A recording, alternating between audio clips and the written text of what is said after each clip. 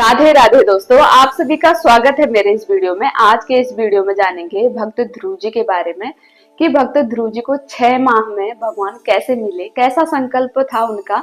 तो कहते हैं कि राजा उत्तानपाद और सुनीति माँ के पुत्र थे वो, रानी उनकी बड़ी रानी, और उनकी एक छोटी रानी भी थी सुरुचि, और उसका पुत्र था उत्तर।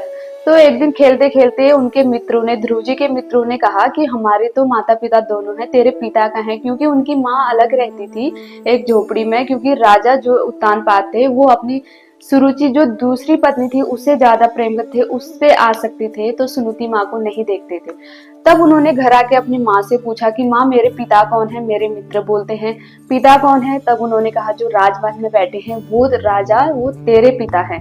तो वो तो बच्चे थे, मासूम थे, और वो जैसे ही गए उत्तर उनकी गोद में बैठा था और वो जिद करने लगे, उसको खींचने लगा नीचे, क्योंकि ध्रुव जी अपने बैठने के लिए, अपने पिता के लिए, प्रेम के लिए, तो उनको बड़ा क्रोध भी आया कि ये क्यों बैठा है मेरे पिता के गोद में, उनको पता नहीं था। तब उनकी छोटी माँ जो सुरुचि थी उसने ध्रुव जी को खींचा और नीचे फेंक दिया और कहा कि अगर तुझे इस पिता की गोद में बैठना है तो पहले जा भगवान का भजन कर, और भगवान का भजन कर। अहंकार कैसा है, भगवान का भजन कर और भगवान से मांग की सुरुचि माँ की गर्भ से तू जन्म ले, पैदा हो, इसलिए तुझे ये हक मिलेगा कि तू राजा की गोद में बैठ सके, अपने पिता का प्रेम पा सके। तो फिर ध्रुव जी को ये बात बड़ी चुभी और वो जैसे ही बाहर निकले तो उन्होंने कुछ नहीं कहा अपनी माँ से, पर दासियों ने कहा कि ऐसा ऐसा हुआ सुरुचि माँ से। तब सुरुचि माँ ने कहा तुम्हारी माँ ने क्या गलत कहा, क्योंकि जो अपमान किया था सुनीति माँ ने उसको अपमान नहीं समझा और अपने बेटे के लिए एक संकल्प बना दिया। क्योंकि अगर वो अपमान को सोचती कि तेरे लिए ऐसा किया तो अपने बेटे को बुरा बना देती, जिंदगी भर वो बुरा ही सोचता और उनके लिए बुरा ही सोचता, तो एक बुरा इंसान बन जाते ध्रुव जी। तो इसलिए उनकी माँ ने कहा कोई गलत नहीं कहा तुम्हारी माँ ने, क्योंकि तुम्हारे पिता की नजरों में मैं एक दासी के बराबर भी नहीं हूँ इस समय।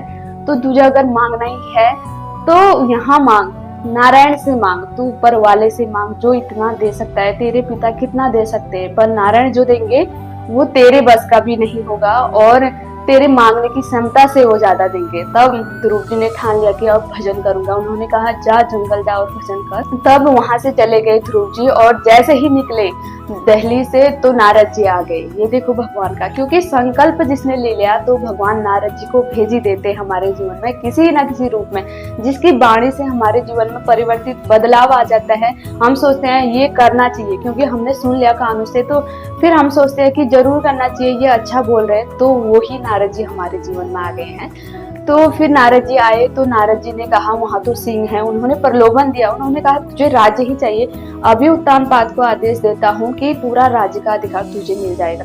तो उन्होंने कहा जैसे ही भगवान का भजन करने निकला तो सारा कुछ मुझे अपने आप मिल गया, अब तो भजन करके ही लौटूंगा, अब तो भगवान के दर्शन पाके ही लौटूंगा। उन्होंने लालच भी दिया कि सिंह है, भेड़िए हैं, खा जाएंगे तुम्हें, पर ध्रुव जी ने एक नहीं माने, क्योंकि नारद जी उनका टेस्ट लेना चाहते थे कि कैसा है, पक्का है, कच्चा है।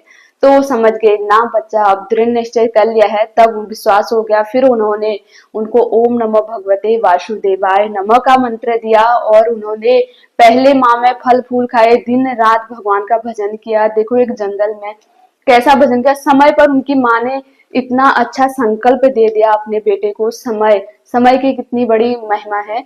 तो फिर उन्होंने दूसरे माह उन्होंने जल पिया, फल फूल खाए, सूखे पत्ते खाए तीसरे माह, और चौथे माह में फिर उन्होंने जल भी छोड़ दिया, सूखे पत्ते भी छोड़ दिए, सिर्फ सांस। और 5वें महीने में फिर सांस भी छोड़ दी और दिन रात भगवान का भजन किया। और छठे माह में उनको भगवान नारायण के दर्शन हो गए और भगवान, क्योंकि सभी देवी देवता सब हाहाकार मच गया कि जाओ उस बच्चे को दर्शन दो। तब भगवान ने कहा उसके दर्शन करने तो मैं खुद लालायित हूँ, उसके दर्शन करने के लिए तो मुझे खुद जाना है। तब भगवान ने दर्शन दिए और जैसे ही उनके गालों पर, उनके अपोलों पर शंख का स्पर्श करा तो उनको अनंत कोटि ज्ञान प्राप्त हो गया तत्क्षण।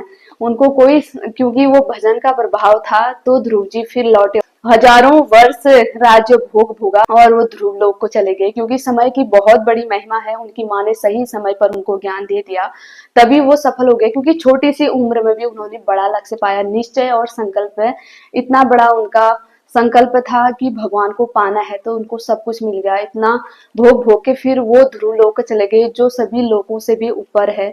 समय की बहुत बड़ी महिमा है। हमें भी अपने बच्चों को समय की कदर करना जरूर सिखाना चाहिए। समय पर जो भी समय सही समय पर हो जाए वही बड़ा लक्ष्य पा सकते हैं।